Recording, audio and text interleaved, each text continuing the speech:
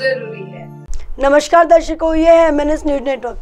मैं हूं आपके साथ आरती। आइए देखते हैं आज की कुछ खास खबरें।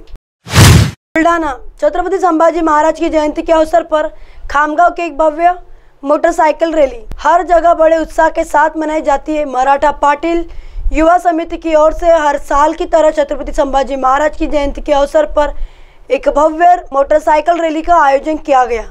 इस रैली में बड़ी संख्या में शिव प्रेमी और शंभू प्रेमी शामिल हुए। रैली में शामिल खामगांव विधानसभा क्षेत्र के विधायक आकाश फुंदकर ने सबसे पहले छत्रपति शिवाजी महाराज की अश्वारोही प्रतिमा पर माल्यार्पण कर इसकी शुरुआत। शहर के मुख्य मार्ग में मोटरसाइकिल रैली निकाली गई।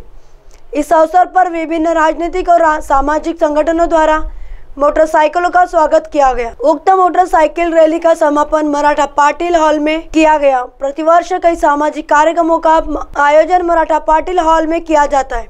मराठा पाटिल युवा समिति इनमें स्वास्थ्य जांच, मोतिया बिंदु ऑपरेशन जैसे विभिन्न सामाजिक गतिविधियां, जरूरतमंद छात्रों को स्कूल सामग्री का वितरण, गैर लाभकारी और बिना नुकसान के आधार पर एम्बुलेंस, रक्तदान शिविर, जरूरतमंदों को वित्तीय सहायता और दुल्हन की किताब की जाती है। आइए देखते हैं अगली खबर की तरफ।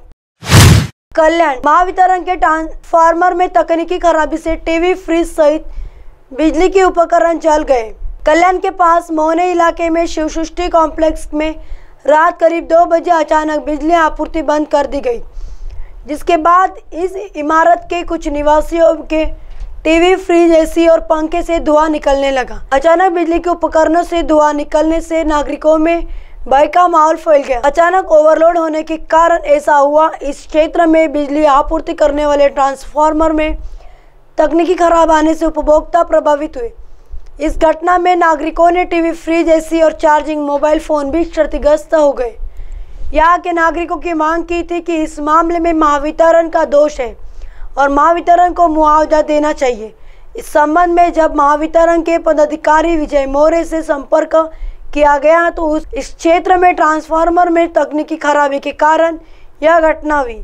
संबंधित भवन में बिजली आपूर्ति बहाल करने के लिए वैकल्पिक व्यवस्था की गई है, जबकि ट्रांसफार्मर की मरम्मत का काम चल रहा है। कहा गया है कि इससे हुए नुकसान को लेकर संबंधित के आवेदन मिलने के बाद आगे की कार्यवाही की जाएगी। मैं गीता मुकुंद पटेल शिव सृष्टि में रहती हूँ, building number 3, room number 111 saving. रात को शायद 1:30 बजे के आसपास मैं उठी पानी पीने के लिए, तो मैंने देखा कि कुछ किचन में हो रहा है, उजाला उजाला दिख रहा था। तो मैं ट्राई किया कि मैं दरवाज़ा खोलूँ या नहीं खोलूँ, क्योंकि आग लग चुकी थी फ्रिज में। शायद इलेक्ट्रिक वजह से कुछ हुआ रहेगा। पीछे MSC बोर्ड बहुत बड़ा है, इलेक्ट्रिसिटी बोर्ड बहुत बड़ा है, वो वजह से हुआ, कुछ मालूम नहीं। लेकिन आग लग चुकी थी। दरवाज़ा खोलने का मैंने कोशिश की, लेकिन दरवाज़ा नहीं खोला। फिर बाजू में नेबर को उठाने की मैंने कोशिश की, लेकिन मैं घबरा गई थी। घबराहट से बाजू वाले को उठाया, मुँह से आवाज़ नहीं निकल रहा था पहले तो, फिर बाद में उसको उठा, उसने उसका घर चेक किया। आइए देखते हैं अगली खबर की तरफ। कल्याण राज ठाकरे के आशीष शेलार की इन लोगों को चुनौती जो चुनाव में सभा करेंगे। कर्नाटक चुनाव में जीत की बात करते हुए राज ठाकरे ने बीजेपी के व्यवहार को हार बताया।